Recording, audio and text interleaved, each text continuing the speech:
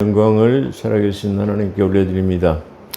오늘 창세기 47장 13절과 31절의 말씀으로 은혜 받는 귀한 시간을 축복합니다. 우리 한국교회와 이 나라 이민족을 축복합니다. 또 자유대한민국을 이끌어 가시는 대통령을 축복합니다. 오늘도 그건 이렇습니다는 지난 10월 27일 날 한국교회의 연합집회에 대해 포괄적 차별금지법안의 반대 집회가 있었습니다. 어떻게 보면 한국교회 연합집회라고 하기보다는 한교총 연합집회다, 그렇게 말할 수 있어요. 왜 그러냐면 우리 지금 한국교회가 한교총과 한기총으로 나눠져 있기 때문에 연합집회라고 하면 한기총과 한교총이 합력해서 하는 것이 오히려 우리 한국교회를 대표하는 집회다, 그렇게 볼 수 있을 것입니다. 근데 이거는 두 파 중에서 한교총만, 한교연이 주관하는 그런 집회였기 때문에 전체적인 집회라고 보기에는 좀 미흡한 점이 있다, 그렇게 말씀드릴 수 있을 것입니다.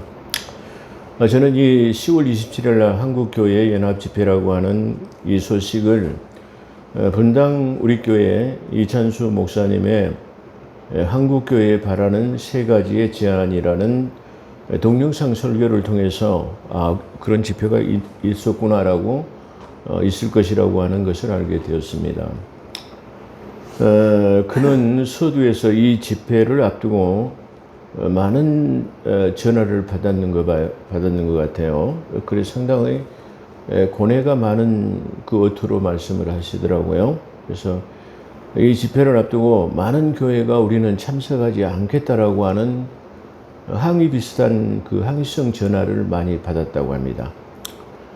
또 자기 교회별로 교회가 참석한다 할지라도 나는 개별적으로 참석하지 않겠다라는 그런 분들이 많이 있었고, 또한 우리 교회가 그 집회를 참석하면 교회를 떠나겠다라고 하는 그런 항의성 짙은 그런 전화를 많이 받았다고 합니다.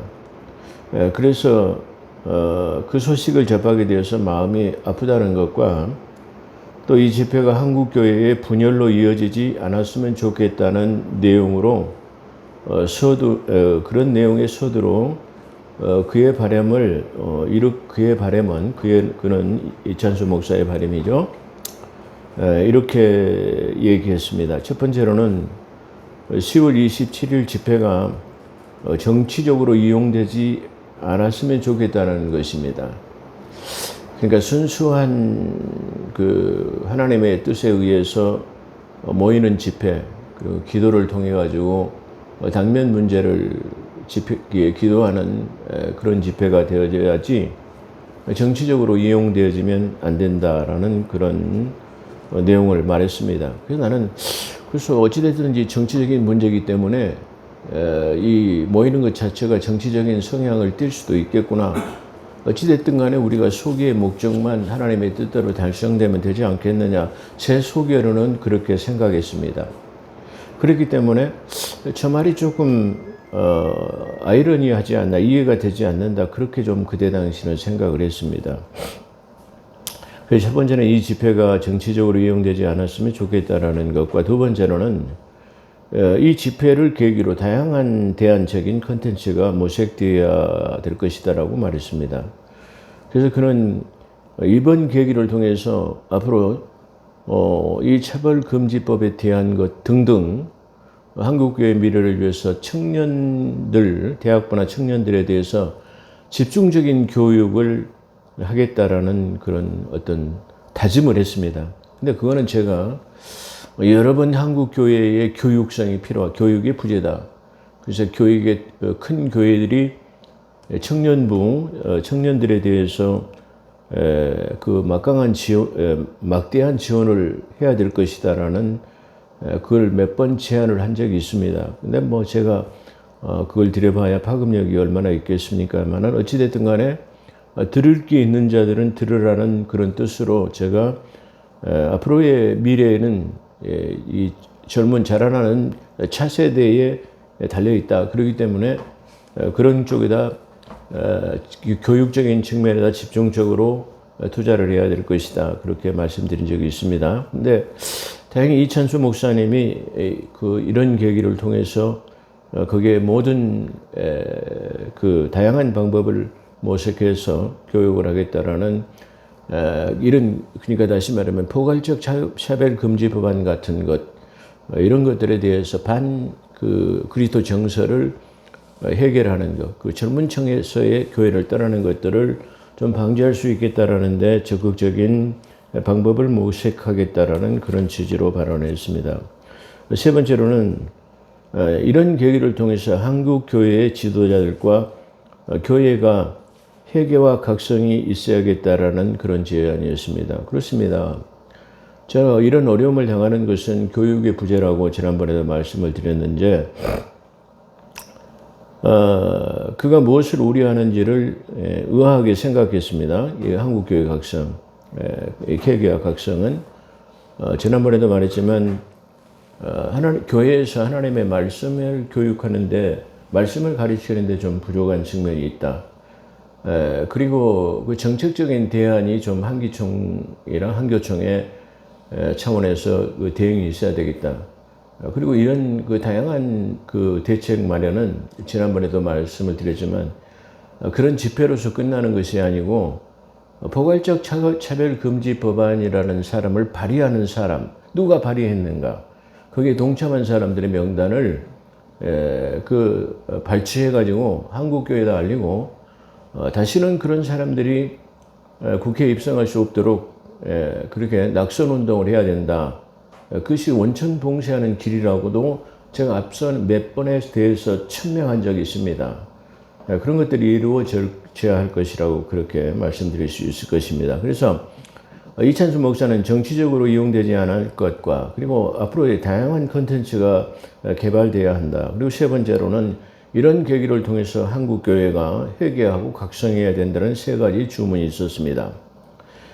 그러나 결론적으로 보면은 100만 명의 성도가 모인 그런 성공한 집회처럼 우파 유튜버들이 아주 그걸 대대적으로 보도했습니다. 그런데 이 성공한 집회처럼 보이나 이 집회는 한국교회의 첨예한 그런 분열을 초래하게 되는 그런 계기가 되었다고도 생각해 볼 수 있습니다. 그 이유는 첫째로는 마지막 순서자인 한교총의 대표 장종현이라는 자가 민주당 대표인 이재명을 축복하는 그런 장황한 기도는 결론적으로 이 집회가 포괄적 차별금지법안을 반대한다는 명목을 가장한 이재명을 대통령을 만들겠다는 집회로 전략해버려서 이찬수 목사가 정치적으로 악용되지 않았으면 좋겠다라는 바람은 여지없이 박살나고 말았다라는 점입니다. 그러니까 과정도 중요하지만 결과도 중요합니다. 그러니까 다시 말하면 이 차별금지법에 대한 대항책으로 이게 모여서 대구에 집회를 하겠다라는 것은 출발도 좋았습니다. 과정도 그런 대로 100만이 모였기 때문에 좋았습니다. 그렇다고 한다면 결론적으로는 이 집회가 결론적으로는 이재명을 위한 이 집회, 한교총의 대표자라는 사람이 그런 기도를 한다는 것은 잘못되어진 것이다. 그렇게 말할 수 있습니다. 주님께서는 죄를 미워하시는 분이라고 말씀하십니다. 어떻게 보면 이재명 씨라는 분은 지금 전과 사범으로 11개의 제목에 대해서 지금 재판을 받고 있어요. 아주 전무후무한 그 정치인들 중에서 역대 지금까지 그런 정치인은 없었습니다. 수많은 법카 사용이라든가 기타 등등 여러 문제를 가지고 있는데 어떻게 보면 부끄러워서 말도 할 수 없는 그런 사람이죠. 또는 그런 인격적인 인성으로도 문제가 많은 사람입니다. 형수나 형에게 막말을 육두문자를 서슴없이 내뱉는 사람은 저희들은 대통령이 될 수 없다라는 그런 생각을 합니다. 물론 그를 위해서 기도하는 건 좋습니다. 근데 이 장종현이라는 사람이 이 대표 기도는 아주 잘못됐습니다. 왜 그러냐면 그 모임이 퇴색돼 버렸기 때문에 그렇습니다. 왜 그러냐면은 그의 마지막 그 축도의 순서에서 대표하는 기도는 한국 교회를 위해서 기도해야 합니다. 그것이 첫째 목적이고요. 두 번째로는 한국교회의 대표적인 대표로 그 모임을 가졌다고 한다면 당연히 그 모임은 한국교회와 이 나라를 이끌어 가시는 대통령, 윤석열 대통령을 위해서 나라와 민족을 위해서 기도해야 하는 것이 성경적이고 당연한 것입니다. 근데 그런 이 나라를 이끌어 가시는 이 민족과 대통령을 위해서는 기도하지 아니하고 그 좌파인 이재명을 위해서 기도했기 때문에 이 모임은 아주 퇴색되어 버리는 모임이 아닌가 그렇게 저는 생각하고 있습니다. 두 번째로는 이 집회 전날 자유우파를 이끄는 정광훈 목사가 주최측은 부산의 손현보 목사라고 그래요. 네, 저는 손현보 목사님도 우파 목사님으로 생각하고 한기총 소속이었는 줄 알았지만 이걸 통해서 알게 됐는데요. 어찌됐든 간에 자유우파를 이끄시는 정광훈 목사님이 주최측에다가 그 순서가 좀 어떻게 되냐 말이야. 그 연사는 어떤 분이 이렇게 연사로 나갔냐 말이야. 알고 싶다고 했다. 그걸 비밀로 붙이고 알려주지 않았다라는 겁니다. 이건 참 무서운 얘기죠. 이 집회를 참석하고자 하면은 일반 성도들이 만약에 그것을 묻는다 할지라도 그 어떤 분이 연사로 설교자 또는 연사로 나옵니다.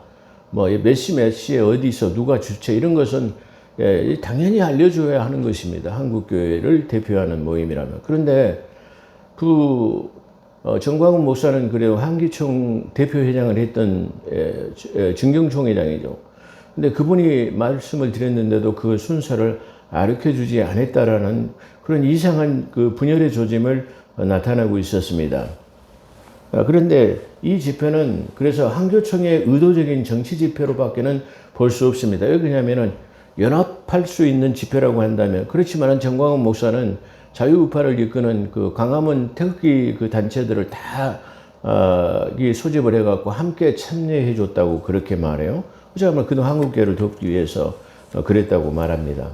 그렇다고 한다면 이것은 이 집회는 한교총과 한기총의 연합해서 하는 집회가 되어야 하는데 그 순서까지도 알려주지 않았다라는 것은 한교총의 정치적인 집회로밖에는 볼 수 없는 것으로 보여집니다. 세 번째로는 설교자인데요. 설교자가 뭐 한 두세 번 나온 것 같아요. 근데 다른 사람들은 제가 들어보지 않았습니다. 근데 제자광성교회 박한수 목사인데요. 이 박한수 목사는 제가 한번 유튜브에서 그래도 괜찮은 분이라고 소개한 적이 있었습니다. 근데 저는 이날 설교를 통해 가지고 아주 매우 실망했습니다. 이 박한수 목사는 그의 본문 채택을 했는데요. 본문 채택이나 설교의 메시지는 집회 측과 상관이 없는 매우 잘된 설교인 것 같았습니다. 그런데 그의 설교는 알맹이가 없는 것과 같은 설교였다고 저는 그렇게 생각합니다. 왜 그러냐면 그 이유는 그는 설교 중에서 예수의 이름으로 축원합니다라는 축원을 2번 했습니다. 그리고 설교를 마친 다음에 마지막으로 기도하면서 예수 이름으로 기도합니다라고 마쳤습니다. 이 메시지는 대단히 좋았다고 생각할 수 있었습니다. 그러나 그는 메시아이신 그리스도이신 그분의 이름, 제가 항상 이 대규모 집회에서 아주 더욱 중요한데요. 이 중요한 것은 예수는 아주 미완성의 이름입니다. 우리를 구원하시기 위해서 오신 분이에요. 그러면 그 구원자는 언제 우리를 구원하시냐? 그러면 십자가에 못 달려 죽으셔서 핏값으로 우리의 속량함을 치러야만이 구원하신 거예요. 그게 구원의 안생이에요. 그러면 그렇다고 한다면 이 예수가 십자가에 못 달려 죽으시고 우리의 주가 되셨다고 한다면 그의 이름은 주 예수 그리스도가 되는 겁니다. 그러니까 다시 말하면 이 교회는 복음의 핵심은 뭐냐면 십자가의 부활의 사건을 통해서 예수가 메시아 되신 것을 증거하는 거예요. 그런데 이 대규모 집회에서의 그 미완성의 이름을 3번이나 사용했다고 하는 것은 나는 그런 대표적인 설교자로서의 아주 자질이 부족한 그런 측면을 여지없이 드러내는 그리고 그의 신학 사상을 드러내는 그런 사람이었다. 그렇게 볼 수 있어요. 아니 가끔 보면은 그 유튜브 선상에 유튜브나 기타 등등 뭐 이렇게 보면은 교회 집사들도 예수 이름이라는 사람을 쓰는 적이 별로 없어요. 다 주 예수 그리스도 이름을 사용하고 있습니다. 그런데 그 대규모 집회의 큰 교회 목사라는 사람이 아직 그 미완성의 이름을 지금도 사용하고 있다는 것이 저건 복음의 핵심을 모르는 사람이 어떻게 설교자로 쓸 수 있다는 것인가, 이렇게 생각했을 때 참 안타까운 마음이 들었고, 이것이 오늘날 한국 교회의 어떻게 보면 한교총의 모임이었기 때문에 한교총 수준이 아닌가, 그렇게 생각했을 때 대단히 안타까운 마음이 들었습니다. 그래서 우리가 이 집회는 결론적으로 우리의 의도는 좋았다 할지라도 결과적으로는 많은 불협화음을 나타내는, 부족함을 드러내는 그런 집회가 아니었는가, 그렇게 한번 생각을 해보고, 연합 집회라고 한다면 한자리에 모여서 서로 수기하고 머리를 맞대고 해서 좋은 방법을 도출하는 그런 대규모 집회였다면 한교총뿐만 아니라 한기총까지 같이 연합해서 드렸으면 얼마나 좋았을까 하는 그런 아쉬움을 남는 집회였다, 그렇게 말씀드릴 수 있습니다. 그의 대표자로서 기도하는 장종현은 그가 연합 집회라고 한다면 한국 교회와 이 나라의 민족, 대통령을 위해서 기도하는 것은 지극히 성경적이고 당연한 것입니다. 그런데 그는 대표 축도자로서의 아주 자질 부족의 모습을 여지없이 드러내는 그런 사람이었다, 그렇게 한번 생각해 볼 수 있습니다. 자, 이제 그건 이렇습니다는 마치 그 본문으로 은혜 받습니다. 야곱의 모든 식솔들은 이제 가나안 땅으로 들어가게 됐죠. 가나안에서 저 애굽으로 들어가게 됐죠. 그래서 고센에 정착하게 됐고, 그 형제들 5명은 그 애굽의 파라오라고 하는 바로를 아련하게 됐고, 또 야곱 역시도 바로를 아련해서 그를 축복하는 내용을 우리가 이합전 설교에서 보았습니다. 그래서 그 야곱이 그 세계 최대의 군주였던 파라오에게 축복할 수 있었다는 것은 영적 지도자로서의 자질로서의 충분한 그런 자질을 갖추고 있었지 않나, 그렇게 한번 생각해 볼 수 있습니다. 어찌됐든가 그는 고센이라고 하는 남셋을 거주지로 선택을 해가지고, 그게 이제 뭐 정착은 아니지만 어찌됐든가 430년 동안 거기에 거주했기 때문에 거기에 이제 안착하게 되었다, 그렇게 말할 수 있어요. 근데 그런 뒤에 애굽과 가나안의 모든 돈이 다 떨어졌어요. 그래 바로에게 돈 주고 식량을 다 사서 먹었는데 다 이제 돈이 떨어지고, 그 모든 돈들은 이제 다, 그러니까 애굽과 가나안의 그 주변의 모든 돈들이 어디로 왔냐 그러면 바로에게 왔다, 그런 말이죠. 그래서 모든 돈이 바로에게 가져가게 되고, 애굽과 가나안의 돈이 떨어지자 이제 그들은 뭐냐면은 그들의 소유인 가축을 맞바꾸어 주게 되고, 우리 이제 돈이 없는데 어쩌갑니까? 그러니까 요셉이 그렇다면 너희들이 가지고 소유물을 가져와라 말이야. 금부치도 가져가고 가축도 다 가져와라. 그렇게 해가지고 이제 그의 가축들을 받고 물물 교환식으로 가축을 받고 그 양식을 나눠줬다고 그렇게 말하죠. 그래서 그의 소유인 가축도 모든 것이 전부 다 바로의 것이 되었다고 그렇게 말하죠. 그래서 그 또 한 해가 지났는데 그 해가 지고 새해가 되자 이제는 더 이상 바꿀 것이 없으니까 이제 우리가 가지고 있는 집도 전토, 집이나 이 토지도 다 이렇게 드릴 테니까 우리가 굶어 죽을 수는 없지 않습니까? 이렇게 해서 토지를 다 갖다가 바치고 양식을 사서 먹게 되었다. 그렇게 말하죠. 어떻게 보면 이제 집도 없고 토지도 없는 사람은 그러면 우리가 종이라도 되겠습니다. 뭐 그런 내용이죠. 그렇게 해가지고 종이 되고, 이 요셉은 그 모든 애굽의 사람들을 한대 성읍으로 모았다. 그렇게 해야만이 그 구제를 하기가 좋죠. 이게 난민처럼 흩어져 있으면 그 파악하기 힘들고 아마 그런 유형에서 그렇게 했지 않았나, 그렇게 생각이 됩니다. 여기서 지금 나타나는 현상들은 환란이라고 하는 7년 대환란 때 여지없이 드러나는 현상들입니다. 그렇기 때문에 곡식을 사기 위해서는 자기의 모든 전토, 돈들도 다 바쳐야 되고, 마침내는 우리가 더 이상 바칠 것이 없으면 종이 되어야만 식량을 얻을 수 있는 그런 상황이 대환란에서 벌어질 것이다 라고 하는 것이 유형이에요. 그래가지고 또한 모든 구원의 백성들을 한데 모아가지고 어떤 그 페트라 반석이라고 하는 어떤 구원의 반석으로 옮겨가지고 감추었던 만나를 갖다가 다시 주는 것, 요한계시록에 나타나게 되죠. 그런 모양이 여기서 잘 나타나고 있습니다. 그렇기 때문에 지금 지금 대환란이라고 하는 이 시점에서 나타나는 것은 바로 아까 말하는 전무후무한 그런 환란에서 나타나는 상황입니다. 우리가 이것을 간단하게 생각하니까 쉽고 아주 간단한 것으로 그냥 그 과거의 역사적인 이야기로 끝나버릴 수 있지만 이것은 이 환란 때 닥칠 아주 중요한 의미를 가지고 있다. 그렇게 말씀을 드릴 수 있을 것입니다. 자, 이런 와중에도 돈이나 토지가 그런대로 이렇게 다 바쳤어야 됩니다. 그런데 그렇지 않는 사람이 특별한 소유를 다 바치지 않아도 양식을 공급받는 사람이 있었는데 그 누구냐면은 바로의 제사장들이에요. 바로는 레라고 하는 태양신을 섬기는 제사장들이죠. 근데도 이 제사장들에게는 이게 다시 말하면 토지나 이 전토를 거둬들이지 아니하고 바로의 녹을 먹었다. 바로에게 이게 다시 말하면 월급을 받는 사람이었다. 그런 말이죠. 녹을 먹었다라는 말은 매달 양식을 이렇게 지급해 가지고 살 수 있었기 때문에 그들은 가축이나 돈이나 또는 토지를 바치지 않아도 되었다. 그런 말이죠. 이것은 그 팔레스틴 건동에서 일어났던 일로서 이스라엘 백성들도 동일하게 나타나는 그런 현상이다. 그렇게 볼 때요. 이걸 현대적으로 보게 되면 오늘날 목회자들은 전부 다 세금을 내도록 그 문재인 대통령이 그걸 법안으로 통과시켰습니다.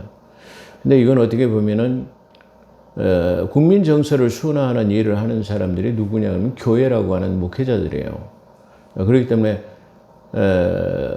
정부의 시책에 적극 순응하도록 그리고 순화 운동을 하는 사람들 구원이 첫 번째 목적이지만 두 번째는 착하고 선하게 살다. 순화 운동을 하는 사람들이 바로 목회자들이에요. 근데 도와주기는 못할망정 세금을 받아간다? 그건 좀 이 성경적으로 비추어서는 현대적인 조명은 좀 맞지 않지 않느냐 그렇게 생각해 볼 수 있습니다. 자, 요셉은 백성들에게 너의 몸과 토지가 없고 그리고 종이 되었으니 이제 다 없어 아무것도. 내년에 이제 곡식을 뿌려 종자로 이제 농사를 지어야하는데 종자도 없어요. 그래서 요셉은 종자를 주고 씨를 뿌려라 말이야. 그리고 거기서 소득이 나면은 5분의 1은 바로에게 바쳐라 말이에요. 그리고 5분의 4는 너희들이 또 다음에 종자를 위해서 남겨두고 또 너희들이 먹으라 말이야. 소작 제도를 세웠는데 이 제도는 과거에 우리 조선시대에 이 소작로를 내는 것과 비교하면은 아주 국민들을 아주 생각하는 그런 좋은 정책이었다. 그렇게 말할 수 있어요. 그러니까 5분의 1이니까 다시 말하면 많은 소작로, 다시 말하면 옛날에는 우리 소작을 하면은 절반은 갖다가 이 토지주한테 바치잖아요. 절반 이상을 바치잖아요. 근데 5분의 1이면은 아주 작은 것이기 때문에 아주 좋은 정책이 아니었는가 이렇게 생각해 볼 수 있습니다. 그들이 이르되 주께서 우리를 그러니까 이제 이렇게 하는 것을 보고 그 애굽이나 가나안 사람들이 요셉을 통하여 주로 표현하고 있다는 거예요. 물론 그 시대의 주는 아주 높여 부르는 호칭이기도 합니다만은 주께서 우리를 살리셨으니 우리가 주의 은혜를 입고 그렇게 되었습니다. 그렇기 때문에 바로의 종이 되는 것은 당연합니다.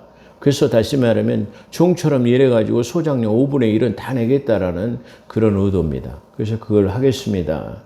그런 식의 일종의 약조죠. 그래서 이 요셉이 이걸 통해 가지고 토지법을 갖다가 만들었습니다. 우리나라에서는 이 모든 개인이 소유하고 있는 재산과 이 토지를 국가가 소유를 해 건물이나 재산을 국가가 소유해 가지고 거기서 소득을 나눠줘야 한다는 공산주의 사상을 국회에서 피력하는 사람이 있죠. 그 사람이 누구냐 하면 추미예요. 두 번째는 조국이에요. 아주 그들은 대놓고 공산주의 사상을 내놓고 피력하는 사람들인데 그런 사람들이 어떻게 국회에 입성하는지 전 모르겠습니다. 어찌됐든 간에 이들은 모든 국가 재산을 국가가 소유하고 또 이재명이는 만약에 대통령이 되면 재벌을 완전히 해체해가지고 그 수많은 돈을 전부 국민들에게 나눠주겠다 그런단 말이에요.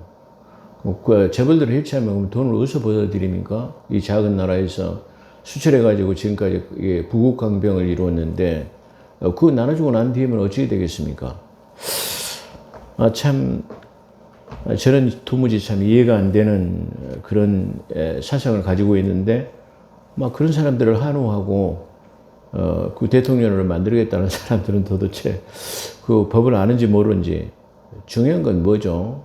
이렇게 되는 이유는 교회가 그걸 안 가르쳤기 때문이다. 저는 그렇게 말씀드렸잖아요. 교회가 다시 말하면 교회는 하나님의 말씀과 신문을 들라고 그래요. 그 신학자가 말했죠. 유명한 신학자가 목회자는 한 손에는 성경을 한 손에는 신문을 들라고 그랬어요. 이 말은 뭐냐면 성경을 현대적으로 적용해서 해석하라는 말이야. 그렇기 때문에 우리는 때로는 이 세상적인 것에 눈을 돌려야 하지 않지만 그래도 중요한 것은 이 성도들이 지금 이 현 시대라고 하는 세상을 살아나가고 있기 때문에 이 현 시대의 세상을 믿음으로 어떻게 우리가 적용해서 살 수 있는가를 가르쳐야 되고 현대가 뭘 지향하고 있기 때문에 우리는 그것을 취사 선택해야 한다는 것을 교회에서 가르쳐야 된다 그런 말이야. 근데 그런 어떻게 잘못된 것들에 대해서 방관해 버리는 거예요. 그렇기 때문에 지금 이 지경까지 이르게 되었다. 이렇게 말할 수 있을 것입니다. 자, 그래서 이제 그 종이 되겠다. 요셉이 토지법을 세우고 5분의 1을 바로에게 지불할 상납하겠다. 나머지는 경작지의 소유자가 될 수 있도록. 다시 말하면 경작하는 사람들이 다 가질 수 있도록. 그래서 그렇지만 그때도 제사장이 가진 소유는 제외되었다. 그러니까 다시 귀속되지 않았다 이 말이죠. 5분의 1을 내지 않아도 된다. 쉽게 말하면 세금을 내지 않아도 된다 그런 말이죠. 근데 저는 이 교회 안에서의 그 종교 행위의 돈은 내야 돼요. 그렇죠? 그 말씀드렸죠. 국세나 인세나 모든 세는 정부에서 요구하는 지방세, 국세 모든 것은 내라고 그렇게 말했습니다. 근데 거기서 면제되는 사람이 있는데 제사장의 소유다 그렇게 말씀드릴 수 있어요. 자, 그러나 이스라엘 백성들이 고선 땅에 거주하게 되고 거기서 생업을 얻어 생육하고 번성하게 되었더라. 그러니까 다시 말하면 이런 와중에서도 그걸 제외되는 백성이 있었는데 그건 누구냐면 저 이스라엘 백성들인데 고센 땅에 머물며 그들은 점점 번성하고 생업이 번성하고 잘 되었다 그런 말이에요. 왜 그러죠? 요셉이라는 사람이 다시 말해 그들은 애굽에 다시 말해 이주했기 때문에 그들의 소유도 없었기 때문에 땅을 이게 갖다 바칠 필요도 없죠. 그런 측면에서 요셉이 비호하래 그들이 생업하고 번성할 수 있었다 그런 말이에요. 그러면 이 말은 다른 말로 하면은 우리가 이 환난 때도 예수 그리스도 안에 피하게 되면 그분의 비호 아래, 그분의 보호 아래 우리가 잘 될 수 있다라는 것을 간접적으로 시사하고 있다. 이렇게 말할 수 있습니다. 자, 이 말은 요셉의 보호 아래, 제가 설명한 것처럼 요셉의 보호 아래 생육하고 번성하고 더욱 막강한 거대한 민족으로 성장할 수 있는 기초를 마련했다. 그렇게 말할 수 있습니다. 한편 야곱은 이제 나이가 147세가 됐어요. 그러니까 다시 말하면 130세에 그 가나안 땅에서 애굽으로 이주해가지고 바로를 아련할 때 나이가 130세였는데 여기는 지금 이 47장은 그런 측면에서 17년간의 내용을 갖다가 이 47장 한 장에다 압축해서 담고 있다. 이렇게 말할 수 있습니다. 그래서 이제 이 야곱이 147세가 됐는데 아들 요셉에게 불러서 유언을 합니다. 뭐라고 유언하냐면 내가 죽게 되면 이 애굽에다 장사 지내지 말아라 말이야. 내 조상 아브라함과 이삭이 묘실에 들어있는 그 장지 막벨라 굴이라고 하는 하몰의 아들들에게 산 그 은 400세겔을 주고 산 그 막벨라 굴이 있죠. 거기에 나를 갖다가 좀 이렇게 이장을 시켜달라. 거기다가 장사를 지내달라고 하는 유언이었습니다. 그렇기 때문에 지금 요셉은 반드시 그렇게 하겠습니다. 물론 일반인 사람 같으면 저 애굽에서 가나안까지 장기 못 가죠. 근데 그 총리라는 직책을 통해 가지고 묘실에 이게 반드시 거기다 장사 지내겠다라고 하는 당부 그것을 갖다 약속을 받아들이고 승인했습니다. 그런데 그렇게 되자 이 야곱은 하나님께 침상에서 하나님께 경배했다고 그렇게 말합니다. 그러므로 47장을 이 야곱의 경배로 자기가 죽으면 그 막벨라 굴이라고 하는 가나안 땅에 매장될 것을 요구하는 그런 내용으로 마무리하고 있습니다. 오늘 여기까지 마치도록 하겠습니다. 기도하겠습니다. 오 거룩하시고 자비로우신 하나님 아버지, 우리가 이 시대를 살아나갈 때 이 세대를 본받지 않고 그렇지만 하나님의 말씀에 의해서 순종하는 삶이 될 수 있도록 아버지 함께하여 주시옵소서.